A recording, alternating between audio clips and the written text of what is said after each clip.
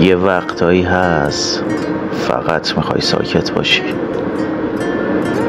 نه اینکه چیزی واسه گفتن نداری یا نه، چون دیگه حالشو نداری توضیح بدی. انگاری همه چی خستت کرده، آدما، حرفا، کاراشون، یا حتی خودت. دور و برتو نگاه میکنی میگی خب چی شد؟ به چی رسیدم؟ نه انگیزه ای واسط مونده، نه حتی دلخوشی،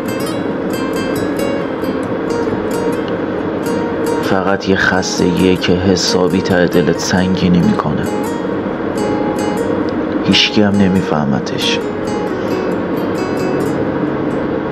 فقط خودتی و خودت، کنج یه اتاق با یه دل گرفته که حتی نمیدونی واسه چی گرفته.